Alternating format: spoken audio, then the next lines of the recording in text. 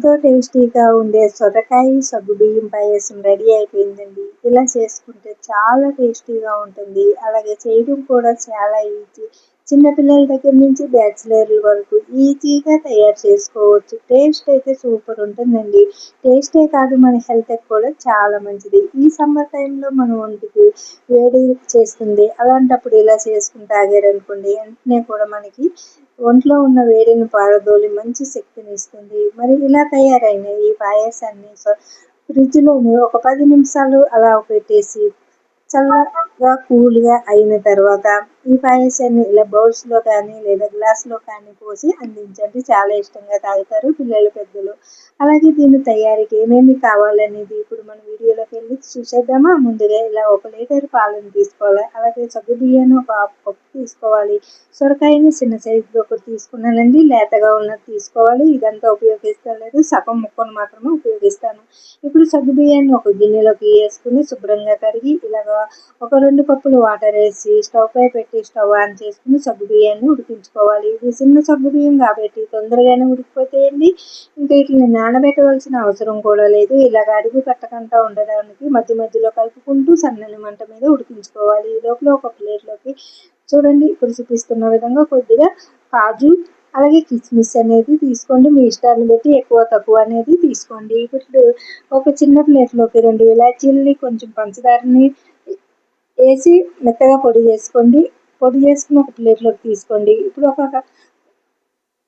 ఇలా ఒక కడాయిని తీసుకుని స్టవ్ పై పెట్టి స్టవ్ ఆన్ చేసుకుని 2 టేబుల్ స్పూన్లు నెయ్యి వేసి నేతిలోకి ముందుగా తీసుకున్న కిస్మిస్ కాజు వేసి వేయించుకోండి. అలాగే మీకు ఇష్టమైతే డ్రై ఫ్రూట్స్ అన్నీ కూడా వేసుకోవచ్చండి. అలాగే బాదం కూడా వేసుకోవచ్చు. ఇక్కడ వచ్చేసి నేను కిస్మిస్ అలాగే జీడిపప్పును వేసి ఇలా దోరగా వేయించుకుని ఒక ప్లేట్లోకి అయితే ఇప్పుడు తీసేసుకుంటానండి. సన్నని మంటలో వేయించుకోవాలి, లేదంటే మాడిపోతాయి.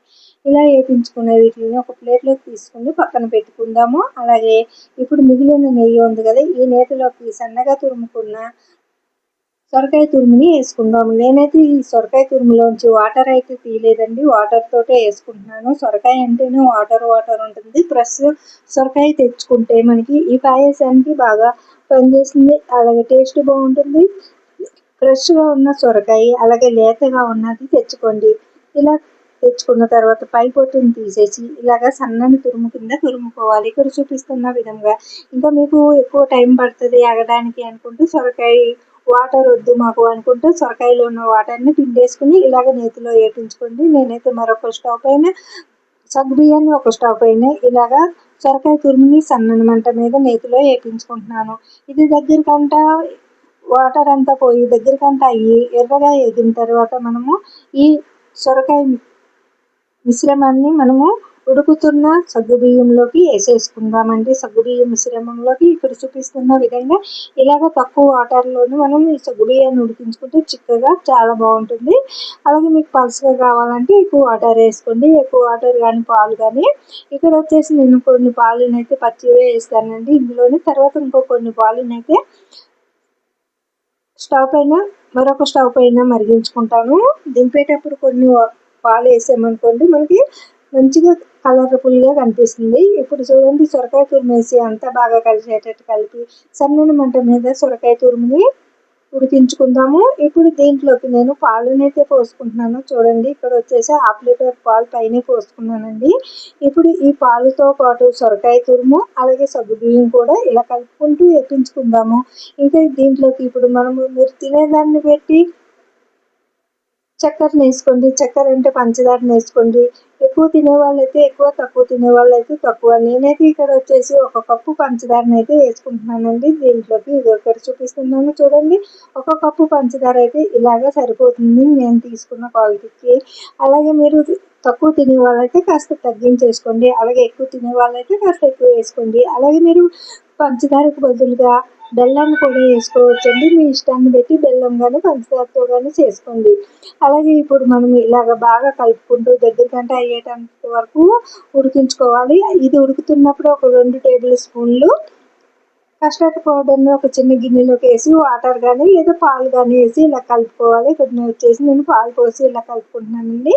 ఇలాగా కలుపుకున్న వీటిని పక్కన పెట్టుకుని ఇప్పుడు మనకి పాల మిశ్రమంతో పాటు ఉడికిన ఈ సగ్గుబియ్యం అలాగే సొరకాయ మిశ్రమం అంతా ఉడుకుతుంది కదండి, అలాగే మనం పంచదార కూడా వేసినాము. పంచదార కరిగిన తర్వాత మనం వేపించి పక్కన పెట్టుకున్న జీడిపప్పు కిస్మిస్ని వేసుకోవాలి. అలాగే 2 ఇలాచీలు పొడి చేసుకున్నాం కదా, వాటిని కూడా వేసేసుకుని ఇలా అంతా బాగా కలిసేటట్టు కలుపుకోవాలి. ఇప్పుడు దగ్గరకంటే ఇలా ఉడుకుతుంది కదండి, ఇందులోకి మనం ముందుగా కలిపి పెట్టుకున్న కస్టర్డ్ పౌడర్ మిశ్రమాన్ని కూడా ఇలా వేసేసుకుని ఇలా కలిపేసుకోవాలి. ఉండలు కట్టుకుంటే ఇలాగా ఈ కస్టర్డ్ పౌడర్ మిశ్రమాన్ని వేసిన తర్వాత ఇలాగ అంతా బాగా కలుపుకోవాలండి.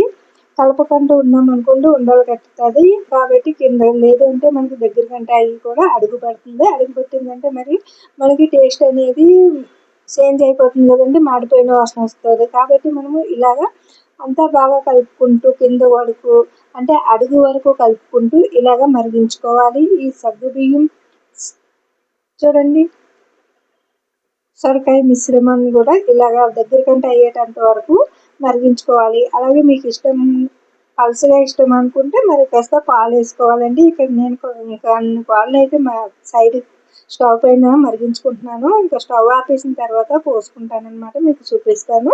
ఇంకా అలాగే మీకు ఇంకా దగ్గరకంటే కావాలి గట్టిగా అనుకుంటే ఇంకా మరి కాస్త సేపు అయితే ఇలా మరిగించుకోండి. లేదు మాకు ఇలా సరిపోతుందంటే స్టవ్ ఆపేసుకోండి. ఇక్కడ వచ్చేసి నేను స్టవ్ ఆపేసుకున్నానండి. ఇంకా నాకైతే ఇలా సరిపోతుంది. మరీ గట్టిగా చల్లారితే అయితే గట్టిగా అవుతుంది కదండి, కొంచెం గట్టిగా అవుతుంది, దగ్గరికి అవుతుంది అనమాట.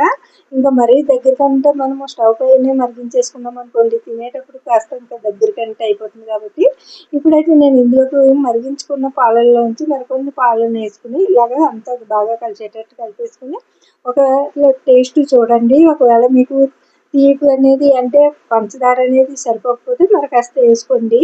ఇప్పుడు నాకైతే సరిపోయిందండి. నేను తీసుకున్న దానికి నేను 1 కప్పు తీసుకున్నాను కదా, మేమైతే మీడియంగా తింటాము. అటు తక్కువ అంటే ఇటు ఎక్కువ కాకుండా పంచదార అంటే తీపి అనేది మీడియంగా తింటాం కాబట్టి నేను ఇలా వేసుకున్నాను.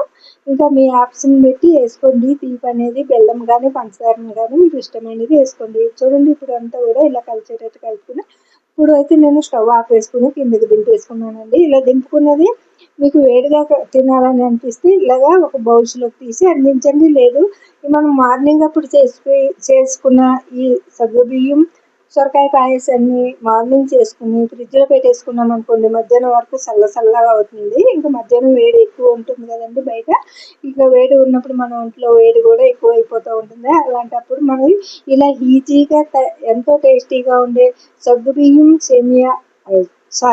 సగ్గుబియ్యం సొరకాయ పాయసం అయితే రెడీ అయిపోయింది కదండి. ఈ పాయసాన్ని ఫ్రిడ్జ్లో పెట్టుకుని ఒక 10 నిమిషాలు చల్లగా బౌల్స్లో కానీ గ్లాసులో కానీ పోసి అందించండి. చాలా టేస్టీగా ఉంటుందండి. అసలు ఈ టేస్ట్ చూసిన వాళ్ళు సొరకాయ కనిపిస్తే చాలు తెచ్చేసుకుని ఇలా తయారు చేసుకుంటారు. మరి ఎంతో టేస్టీగా ఉండే ఈ పాయసాన్ని మీరు కూడా ఒకసారి ట్రై చేసి మన ఛానల్ సబ్స్క్రైబ్